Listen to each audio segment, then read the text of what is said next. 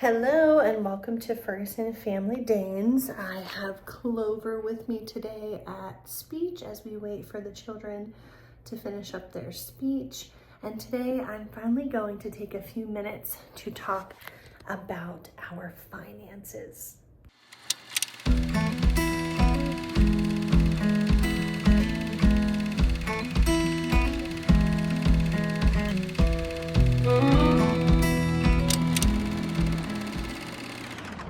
Okay, so I don't know how long I'm gonna talk. I don't even really have a plan for this or know how long it's gonna go, but I have mentioned several times that I wanted to do a video about our finances. So one, I'm gonna show you the numbers and hopefully, I don't know, like people don't talk openly like this, which I think there's merit to being so open. So hopefully the Lord leads me in what I'm supposed to say and not say, just for the sake of privacy and that kind of thing. But I did want to show you that oh, excuse me. I am so pregnant, guys. Oh, I'm overdue now and I'm just so ready. So I feel like my face and my nose is bloated. Anyway, I feel like we get this comment a lot, like, oh my gosh, your puppies are how much and blah, blah, blah. And I get that they're a lot. That's what we paid for our dogs when we got them.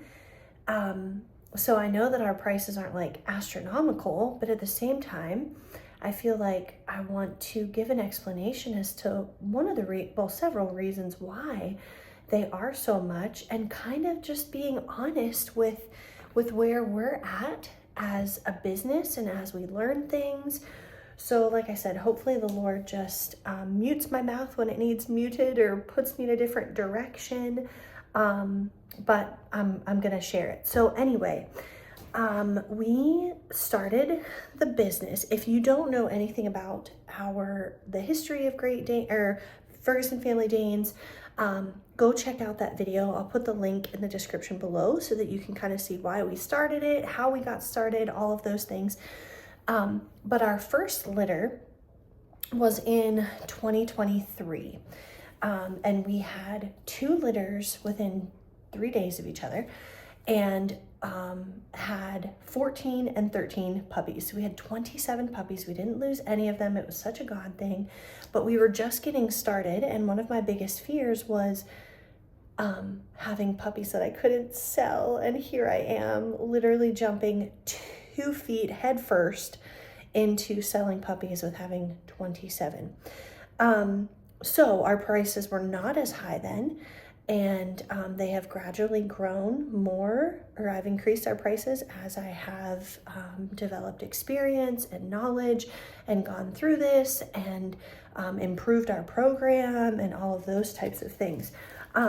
So I'm just gonna give you the overall expenses too. I have my binder, my Danes expense binder here. So if I'm like looking down, and that's kind of what I'm looking at. In 2023, our expenses were 44, and I'll put the numbers up over here so you can see them. In 23, our expenses were $44,238.36. Now, obviously, I am not like an accountant, and some of these numbers are going to be off. This is just my small business owner, mom first, doing this on the side. Our gross was $41,400. So our net was negative $2,838.36. So that was 2023. Now, 2024, well, let me go through the numbers and then I'll explain a little bit and then we'll delve into those numbers too. So in 2024, our expenses were $45,567.72 and our gross was $81,000. So our net was $35,432.28. And then last year, oh gosh, brace yourself, people. Last year in 2025, our expenses were $78,314.33. Our gross was $52,500. So our net was negative $25,814.33.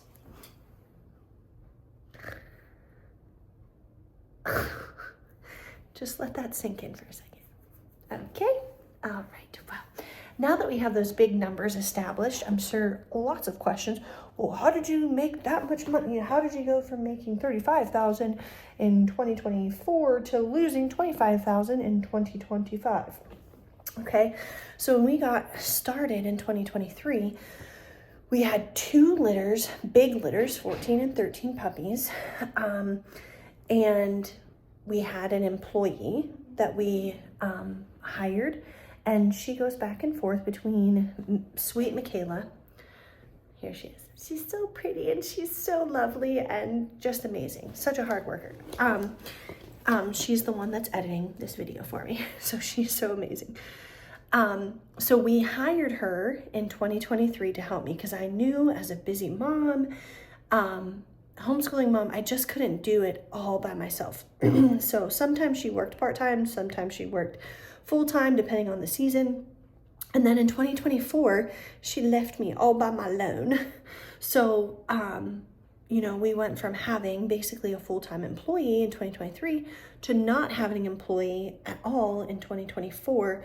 And that was the biggest discrepancy in our expenses versus our gross. So that was one of the biggest reasons that we made that much, because we weren't paying dear Michaela for all of her hard work, which I'm so glad to do.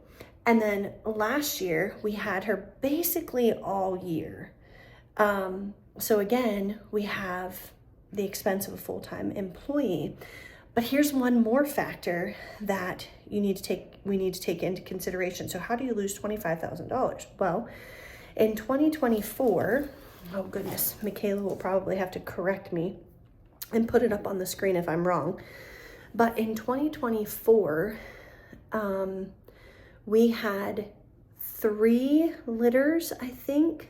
We lost, 6 puppies with Kimber's crazy going into preterm labor.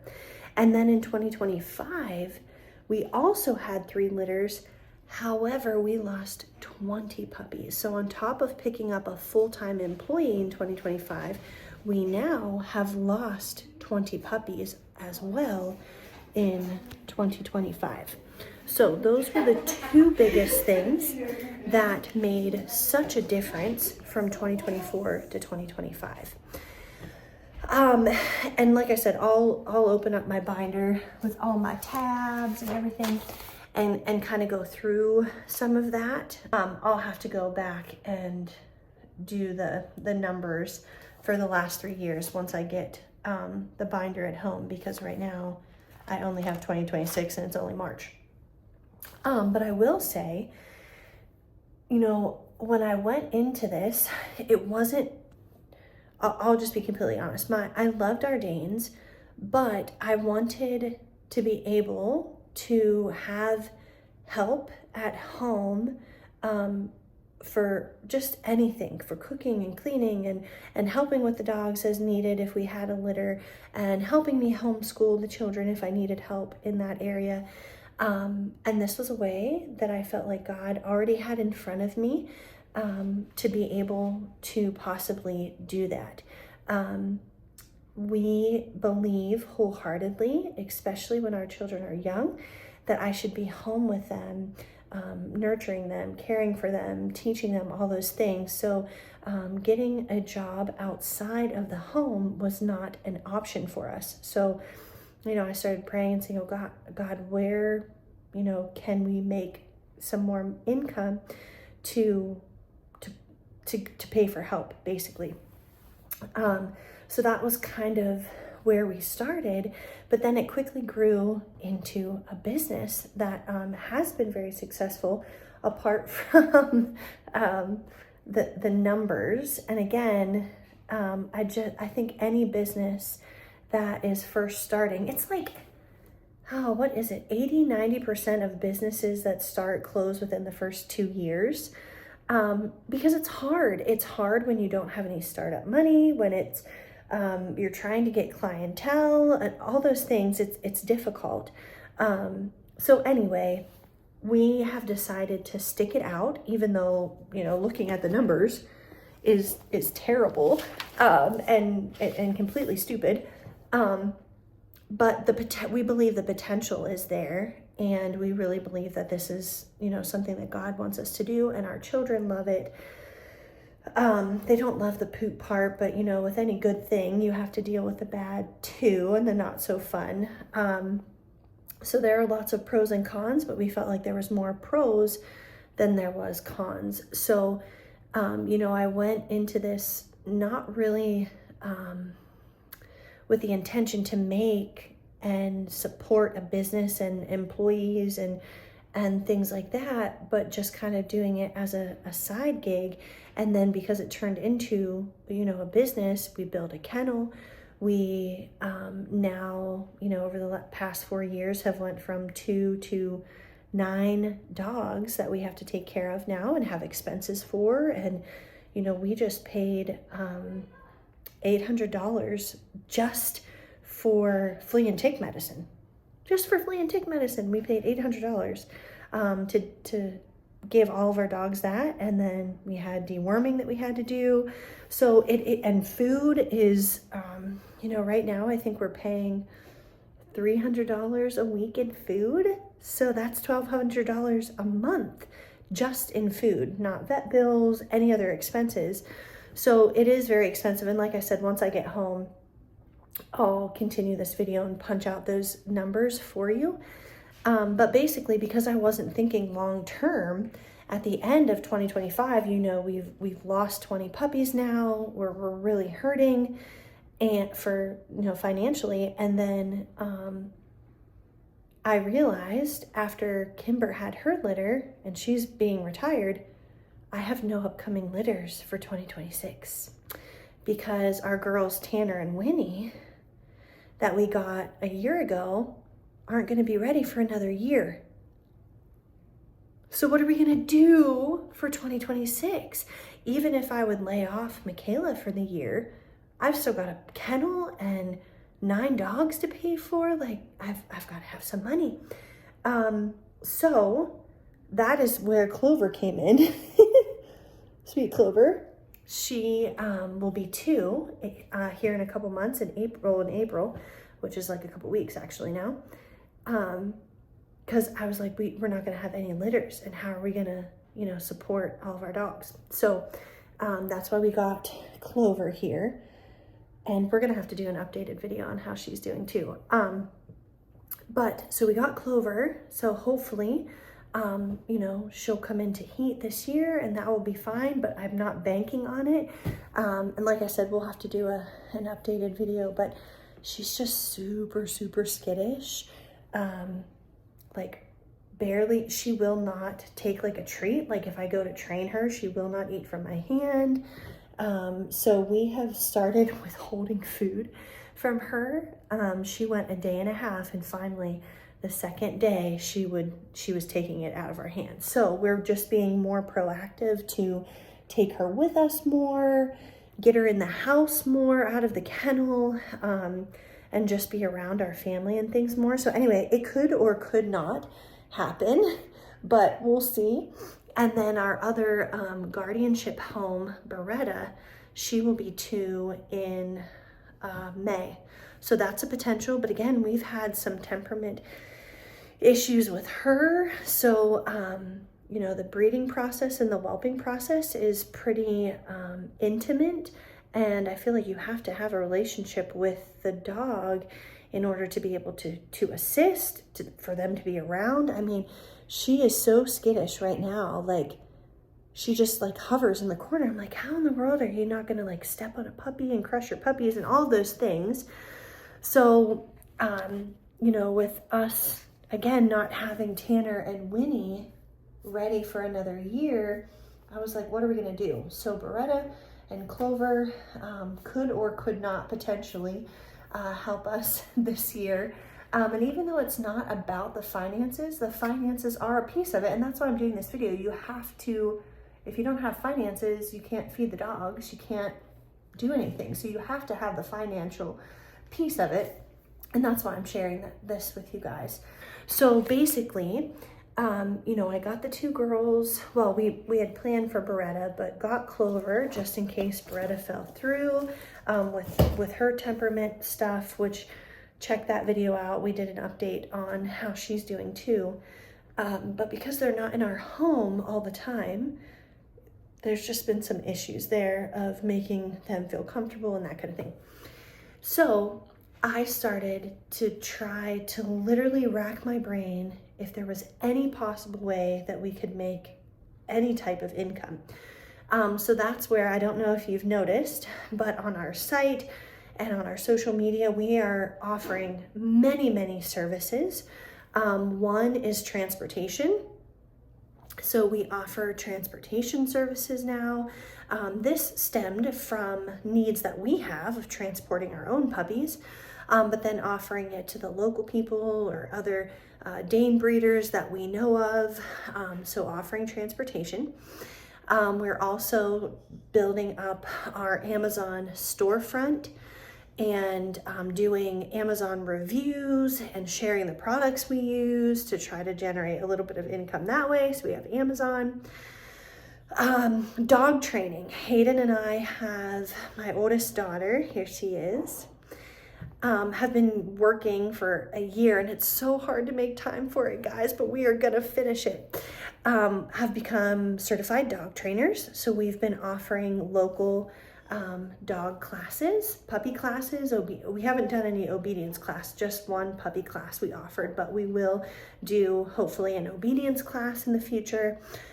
We have a merchandise site that you can go to our website and purchase any of our merchandise. So all these extra ways to try to earn some type of income to support our Danes and our business, because just like the numbers I just showed you, we are not making much money at all. And I've heard other breeders say that, and I was like, well, how can you have that many puppies and charge that much and not, you know, be making any money? But I totally get it now. I totally get how there is no money in breeding, because it can be so expensive, especially to keep all of the dogs and all of your dams and studs. So I often will judge people just from a lack of ignorance and not understanding where they're coming from. I totally get it now.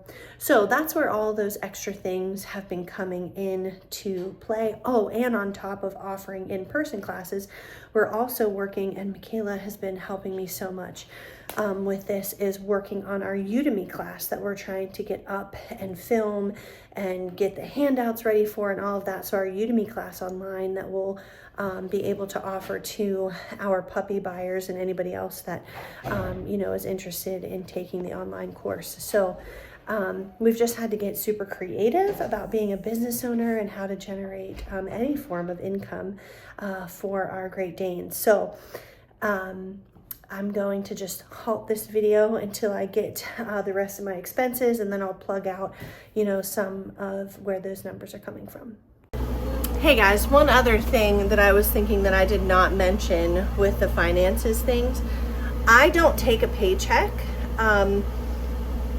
just because. So I would hate to know how many hours that I have in taking care of the Danes, cleaning the kennel, doing the budgeting, just all the things, time, whelping and curriculum and all of the things that go in with the dogs, that I'm not accounting for the hours that I'm putting into managing them. So obviously we pay Michaela and she, you know, calculates her hours, but I don't. So that's another huge expense that I'm just kind of like slipping under the rug and letting go, because I have really no idea. So I would hate to know how much I'm actually making per hour. Okay, I am back at home. I have all my folders here with my taxes and stuff, which is where I keep record of everything that I turn in. I grabbed the wrong thing, hang on. May of 2023. And I'm going to have Michaela, as I go through this video, like just kind of list all the things I'm saying so that you guys can visually see as I'm saying it. So remember, 2023 was the first year that we started, and then we didn't have a litter until September, and that's when we had 2, and there was 14 and 13 puppies. So a lot of this stuff is like a startup in getting all of our females and males and all the stuff, a website. Okay, so 2023, I had $800 in website. We bought a boy, which was $3,500, and then vet was $120. 2023 or June was $5,943.43. We had dog cages. I'm just gonna list some of them. Dog cages, vet bill, transport to get our 2 boys here was like $1,000 for Remy. Dog food, another vet bill. So I'm sorry I don't have this like super organized. So then we got another boy, our boy Colt. So we had $641.58 in that. For that month, July was $564.31. Food was $398.13. And then supplies for that month was $1,020.77. And we had bought kennels that month to put in there. Okay. August, we were getting ready for puppies. So the total for August was $2,171.83. Again, I'm not going to go through every single thing, but we have dog meds, beds, collars, food, treats, postnatal gummies. Workers' comp was $630. Tractor supply, all different kinds of things. So that was August. September was a lot. Okay, so our total for September was $5,394.29. A lot of that was vet bills, Panicker, I see Fambendazole, which is our deworming, Kimber's radiograph, Benelli's radiograph, just tons of supplies, photography props, more meds, kennel salt, air purifier, bottles, whelping pads, disinfectant spray, collars, all kinds of stuff. So that was September. October was $11,675.72. We had to file to become an LLC, so that fee was like $1,200. A ton of stuff for go home bags, like we didn't have t-shirts or books, snuggle puppies, all the curriculum we had to buy, so like all of our tactile things and everything that we were doing for the puppies, microchips, pads and foods, dewormers. I paid for advertisement on Google because, again, I had 27 puppies and had no idea how I was going to pay for them. Dog remote and collars, that was $900. So that was a pretty expensive month. November was $5,883.34. Again, food, deworming, go-home bags, Bibles, pads, dewormers, troughs, cleaners, t-shirts, vet bills for the puppies, and more meds. So that was a lot. Okay, and then December was $5,743.19. Benelli had an accident, so there was a vet bill there for stitches, food and pellets, cleaning supplies, crates, because we had to buy a bunch of crates. I don't know if you've seen our crate training videos, but we put the puppies in crates before they go home to help with that. Their transition home, more vet bills. The one dog, Kit Kat, had a stomach issue, so there was another $400 vet bill. So that was December. So again, I didn't really keeping track until May, but hopefully Michaela did a great job of listing May through December. expenses for 2023.